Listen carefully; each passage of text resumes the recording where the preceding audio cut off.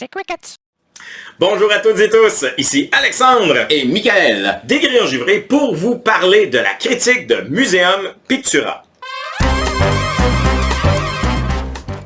Alors, Museum Pictura est un jeu des studios Holy Grail et spécifiquement pour la version française faite ici au Québec par les studios Synapse Games, qu'on remercie d'ailleurs pour nous avoir gracieusement offert le jeu en collaboration avec ILO 307. Les auteurs, Éric Dubus et Olivier Melisson pour la création du jeu. C'est un jeu de 2 à 4 joueurs qui se joue pour 60 minutes et plus.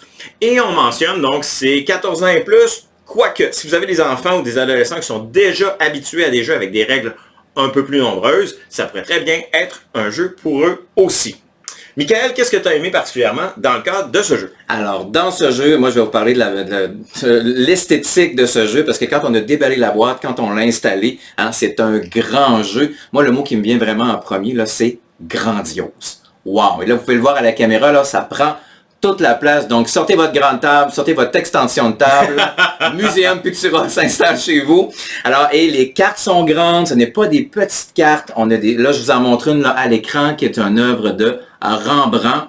Donc, culturellement parlant, il y a eu un travail énorme de recherche qui a été fait donc par Holy Grail pour pouvoir bien illustrer et donner aussi les bonnes informations. Donc, oui, on a Rembrandt, on a l'artiste, mais on a aussi la date. On sait aussi que c'est une huile sur toile de tant de centimètres par tant de centimètres. On a le nom de l'œuvre. Donc, moi, j'ai l'impression de me promener à travers le monde et d'aller dans différents musées pour aller voir mes peintres favoris. Et moi, de toute façon, qui ai étudié en histoire de l'art, j'ai été complètement comblé. Alors, voyons ici, là, donc le plateau de joueurs, le plateau pour l'ensemble des joueurs. C'est quelque chose de grand, c'est quelque chose de qualité aussi. C'est pas du petit carton de cartes, c'est vraiment des cartes, de la carte plus solide. Au niveau des jetons aussi. Franchement, moi, j'y vais avec un wow! Et toi, Alex, donc tu vas nous parler plus de rejouabilité aussi de ton côté, si je ne me trompe pas. Oui, en effet. Donc, moi, ce que j'ai bien aimé d'un niveau technique, c'est deux choses. Premièrement, c'est l'aspect de rejouabilité. Donc, qu'est-ce que ça implique? C'est que vous avez au-dessus, là, on n'a pas toutes les cartes de placer ici sur la table, mais il y a au-dessus de 180 œuvres. Donc, nécessairement, dans une partie, vous n'aurez pas la possibilité de jouer avec les 180 cartes. Donc, l'aspect de découverte de différents peintres, de différentes œuvres va être présent. Donc, ça va nécessairement changer aussi la teneur de chaque partie. Aussi, vous allez avoir 3 autres portions donc, de jeux qui vont permettre d'aller changer la façon dont le jeu se joue. Ce sont les cartes tendance qui vont donner des points ponctuellement à chaque tour de partie.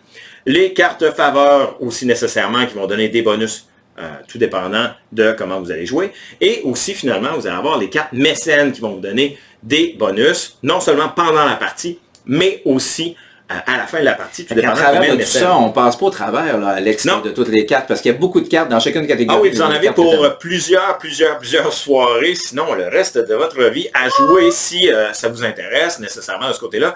Un autre aspect que je voudrais mentionner, c'est que tu as parlé aussi de l'aspect esthétique et connaissances culturelles. Bien, c'est pas un jeu nécessairement qui s'adresse aux gens qui connaissent beaucoup, donc aux gens très, très, très informés sur la question.